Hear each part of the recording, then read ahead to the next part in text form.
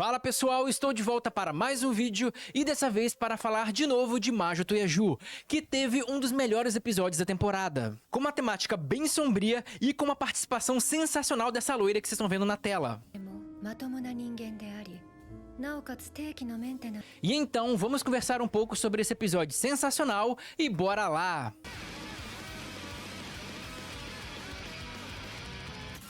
Então, galera, vocês vão lembrar que no episódio passado, os protagonistas dessa saga estavam lá investigando um necromante meio irresponsável, né? Que tinha feito um monte de mortos-vivos ali, todos pouco funcionais e não tinha nenhum cuidado. Porque vocês vão lembrar que o necromante tem que ter um certo cuidado e uma certa responsabilidade por aqueles que ele revive.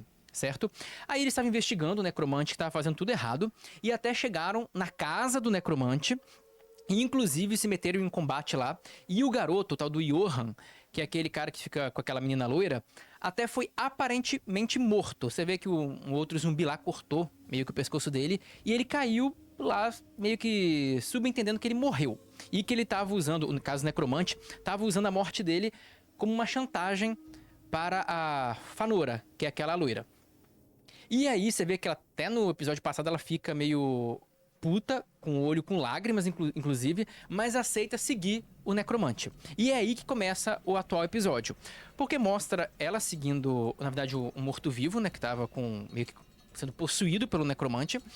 E aí, esse morto-vivo leva eles para uma mesa enorme, onde eles começam a conversar. Aí eles conseguem ver o necromante, ela se senta num lado da mesa, junto com aquele policial, e eles começam a conversar. E aí, logo de início, vem uma coisa interessante, porque o policial já fala o seguinte: olha só, você tem um cúmplice, não é? Você não tá sozinho, porque você tem muito morto-vivo. Nós viemos andando por aqui, vendo vários mortos-vivos na casa, e eu sei que isso demanda uma quantidade muito grande de energia.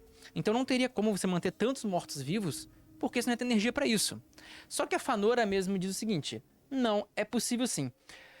E é verdade que manter um morto-vivo gasta muita energia, mas gasta muita energia se o morto-vivo for perfeito. Então, se você fizer um morto-vivo igual um ser humano, com todas as funções normais, ele gasta muito. Mas esse necromante não estava fazendo isso. Ele estava fazendo o mínimo para o morto-vivo ser funcional. Ou seja, ele colocava, provavelmente estava faltando órgãos, estava uma bagunça.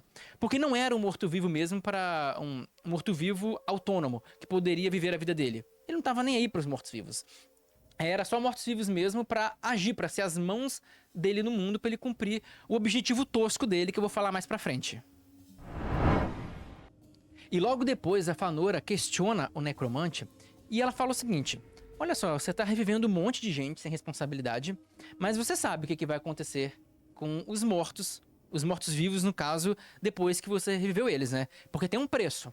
A ressurreição não é de graça, nem pro necromante, que tem que gastar energia, e nem muito menos pro morto que voltou à vida, né? E aí ele fala que sim, que ele conhece o preço, e o policial até pergunta: ué, que preço é esse?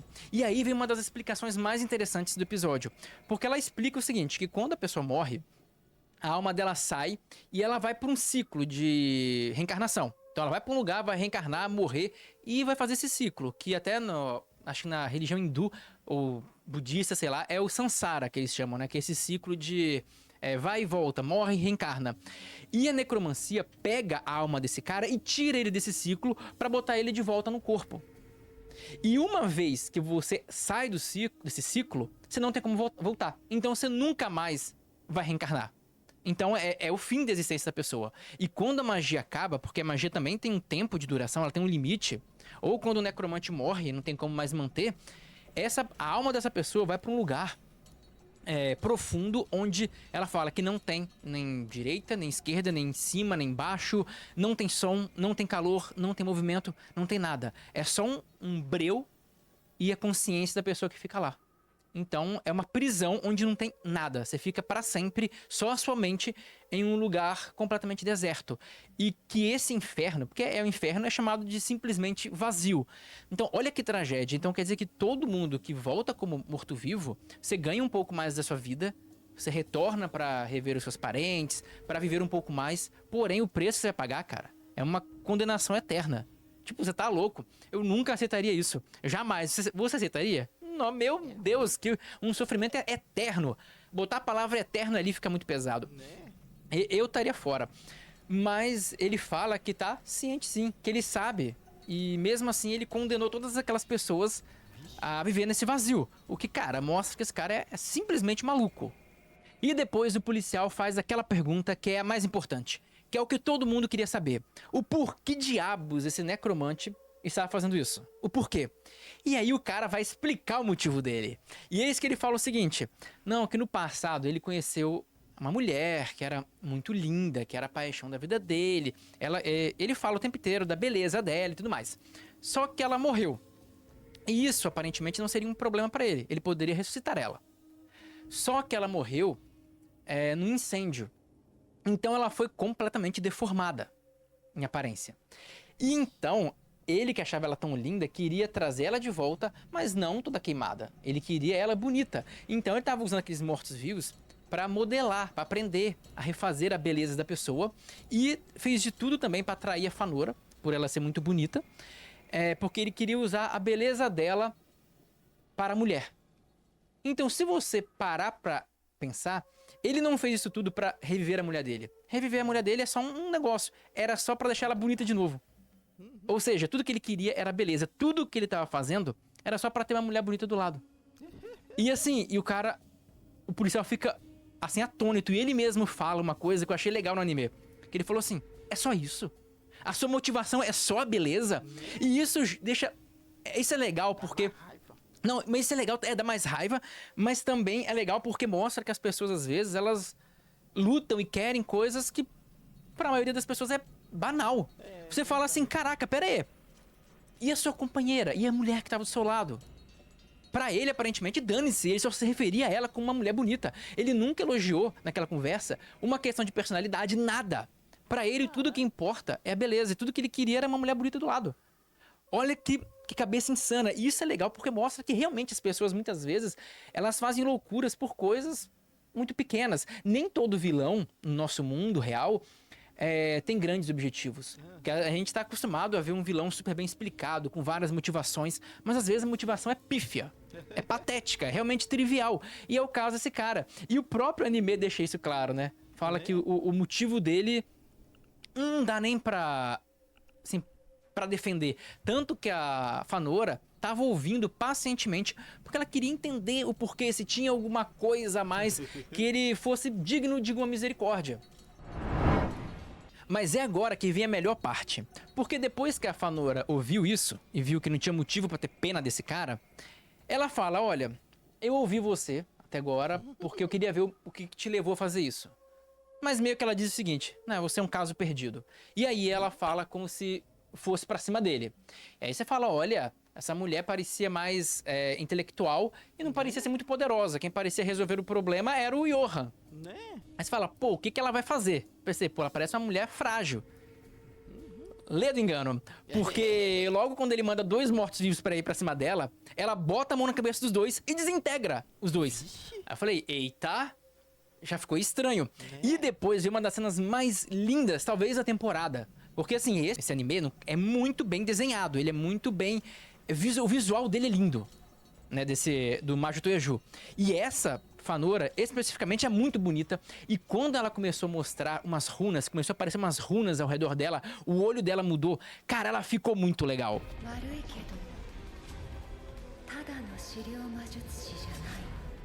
A cena foi incrível, de forma geral. E o necromante, na hora que vê aquilo tudo, aquelas runas, ele logo percebe: não, tá de sacanagem, é uma bruxa. E aí ele percebe que é uma bruxa. E lá, vocês vão lembrar que bruxa é um bicho muito poderoso. E aí ela diz que aqueles mortos-vivos pra ela não é grande coisa, que ela pode matar eles facilmente, e ele percebe isso. E ele fala que ele tem também uma carta na manga, porque ele fez uns modelos de mortos-vivos pra combate. Então ele aparece um monte de morto-vivo, que é basicamente os mortos-vivos que ele moldou para ser mais eficiente para combater. Né? E você vê que tem uns bichos com uns espinhos, bicho grandão, eram feitos para isso. Só que ela ainda se mostra muito tranquila e ela fala o seguinte: olha, normalmente é muito raro um morto-vivo, alguém querer entregar a sua vida para uma bruxa, né? E depois ir pro vazio. Mas que tem algumas pessoas que têm tanta devoção por ela ou por uma bruxa qualquer, que aceitam voluntariamente virar um morto-vivo para servir a bruxa. E esses seres são extremamente poderosos. Ela chama meio que de Cavaleiros do Apocalipse. Aliás, Cavaleiros do Apocalipse não, Cavaleiros da Morte. E aí, ela chama esses bichos que saem do chão, e eles têm uma aparência muito maneira, é muito sombria, mas eles mais parecem uns demônios, alguma coisa assim muito bizarra. E eles saem matando os bichos, os mortos-vivos de combate do necromante, como se não fosse nada. E aí vem uma cena muito bizarra, que vocês vão lembrar que esse policial, ele negou que a mulher dele virasse morto-vivo. Porque ele acha isso meio estranho, ele tinha um pé atrás. E principalmente depois que ele soube desse negócio do vazio, aí que ele não ia querer mesmo, né? Mas ele viu que quando ele chegou lá, a mulher dele tinha sido revivida pelo necromante. Então pensa a tristeza dele. Ele pensou, cara, minha mulher foi revivida. Ela não queria, eu não queria, e ela agora vai pro vazio. Olha que tristeza. E ainda o necromante manda a mulher dele atacar. E um daqueles Cavaleiros da Morte da bruxa, corta a cabeça dela na frente dele. Ele, tipo, falando pra cara, a mulher dele, que já vai pro vazio, correndo com um machadinho na mão. Ele, não, para, pelo amor de Deus. E chega o cavaleiro lá e corta a cabeça e cai rolando no pé dele. Cara, que cena. Aí você vê o cenário, tá tipo uma carnificina acontecendo lá, tipo, uma parada muito brutal. E o necromante, obviamente, vendo que não tinha o que fazer, deu no pé. E aí mostra ele correndo e chegando num lugar onde tá a mulher dele, né, que ainda tá morta, porque ele não reviveu ela ainda por causa do que ele quer deixar ela bonita. E ele começa meio que se preparar pra usar ela pro combate. Olha que canalha, velho. O cara realmente não tem nenhum senso de amor por ninguém, cara. Esse cara, tipo assim, isso aí é o que a gente pode dizer meio que um psicopata. Mas antes que o puto do necromante fizesse alguma coisa, aparece atrás dele uma voz, né, meio rouca, falando de uma forma meio estranha. E ele se vira e tá lá o Johan. O cara que teoricamente tinha sido morto com um corte na garganta. E você vê que ele tá com um cortão na garganta mesmo. E aí ele fala assim, ué, como que você ainda tá vivo? Aí o Johan meio que fala, eu nunca estive vivo, né? Eu sempre fui um morto-vivo. E aí mostra que o ferimento dele curou, o que seria impossível sem um necromante. Só que ele fala que ele não é um morto-vivo qualquer. É um morto-vivo de uma bruxa. E aparentemente o poder do morto-vivo está relacionado também ao poder de quem invoca. Então magos normais, feiticeiros, bruxos, sei lá o que. Bruxos não, feiticeiros ou magos, aparentemente não tem mortos-vivos com grandes capacidades. Agora, uma bruxa tem. Tanto você vai lembrar que aqueles Cavaleiros da Morte eram mortos-vivos dela, né? Então o Johan deve ter um nível de poder muito parecido com eles. Então já mostra que ele deve ser bem brabo. E aí, depois que ele se cura, ele vai pra cima do cara. O cara tenta dar uns tiros nele, mas efeito nenhum, amigo. E ele segue e fica desesperado. E o necromante começa a falar, ai, por favor, não me mate. Ele fala, relaxa, eu não vou te matar. Mas corta a cena. E depois, na hora que a Fanora chega, o cara tá desfigurado, velho. Tipo assim, eu já comecei a achar isso muito doido, porque os protagonistas não são tão bonzinhos assim. Eles estão do lado certo, mas usam os meios que, meu Deus, e daqui por diante vai mostrar umas paradas, assim, que é pesado. Primeiro que esse cara foi basicamente torto. Vocês sabem o quê? Porque ele tava desfigurado. Foi uma coisa bruta que aquele Johan fez, tanto que nem puderam mostrar, né? E quando chega a Fanora, ela vai e, surpreendentemente, dá um tiro na cabeça dele e mata o necromante. Aí você fala, ora, então pra que foi tudo isso? Mas calma, jovem gafanhoto. Porque logo na cena seguinte, mostra o necromante acordando, todo normal de novo, com a aparência de antes. Não que a aparência de antes seja melhor do que a desfigurada, porque ele é feio pra caralho, mas com a aparência de antes. E aí ele fala, ué, o que aconteceu comigo? E ele vê a bruxa. Logo ele liga os pontos de que ele foi revivido. Ele virou um morto-vivo. E aí o cara age como uma criança. Bateu o desespero, porque ele vai pro vazio também. E aí ele ficou desesperadinho. Olha só, né, que coisa. Você faz isso com todo mundo. Fez isso com uma geral. Ia fazer com a própria mulher, velho. E agora tá desesperado. Eu até entenderia se esse cara fosse do tipo seguinte. Olha, eu faço com os outros, mas eu acho que não tem problema pro vazio. Então ele pode levar o pensamento dele pros outros. Agora, ele não queria. Ele tinha medo do vazio. E ele fazia com os outros, né? Faz com os outros que ele não quer com ele. Então assim, é um cara muito tosco. Esse aí é um autêntico psicopata que não tem nenhuma empatia por ninguém. E aí ele começa a ficar, cara, eu vou pro vazio, ficou igual uma criança ali. E a bruxa chega pro lado dele e fala o seguinte, a Fanora, você tá com medo da morte? Ela falou, não se preocupa não, porque eu não vou te dar um minuto de paz e de sossego na sua vida. Sabe, tipo, você não vai ter nem tempo pra se preocupar com a sua morte com o vazio, cara. Meio que ela falou o seguinte, cara, o vazio vai ser bom pra você. Você vai achar aquilo um descanso. E você fica, caraca, velho, ela vai literalmente, tipo, só Deus sabe o que aquela mulher vai fazer com esse cara. Misericórdia. E depois até o Johan vai embora, né, porque ele tenta fazer uma gracinha com ela, e ela meio que fala pra ele buscar a mala dela e tudo mais. E depois, na hora que você pensa que acabou, é muito legal que ela pega a cabeça dele e enfia os dedos no crânio dele. Ela fura o crânio dele com os dedos, numa cena muito brutal. Ele começa a gritar de dor. E aí ele ficou assim, tipo, por que você fez isso? O que eu fiz? Ele falou, olha, foi só pra você ter machucado o Johan. E sai, tipo, você já imagina como vai ser o tratamento desse cara daqui por diante, né? E eu achei, assim, extremamente brutal, porque os dois protagonistas, principalmente a Fanora, ela não é muito misericordiosa. Não. Eu achei ela extremamente bruta, além de muito poderosa. Ela é um carrasco. Porque, assim, até agora ela não mostrou nenhuma coisa ruim, nenhuma atitude maligna contra quem não faz nada errado. Agora, quem brinca com a vida após a morte de certas pessoas, que pelo visto é o ponto fraco dela, ela vira o capeta, cara. Ela não demonstrou nenhuma misericórdia e também nenhuma empatia com aquele cara. Então ela pode ser muito bem aquele tipo que, olha, eu tenho empatia com quem tem também. Com pessoas igual essas, não tenho nada. Tipo, eu só vou dar sofrimento pra ele. E se ela cumprir a promessa que ela fez, cara, ela vai torturar ele a vida inteira do cara e depois ele vai ficar eternamente preso no vazio. Pesado pra um protagonista. O que eu acho bem interessante e o que eu achei muito bom nesse episódio de forma geral foi que além de quebrar alguns clichês como o cara tem uma super motivação e tem uma motivação pífia, o que faz por um lado ele parecer ao mesmo tempo mais humano e mais louco, mostrou um protagonista, uma dupla de protagonista que cai muito bem pra uma história de suspense, terror, meio dark, igual o Maju Toyaju. Porque, sei lá, um personagem muito, às vezes, bonzinho ou que quebra um pouco aquele clima dark, às vezes atrapalha o desenvolver da história.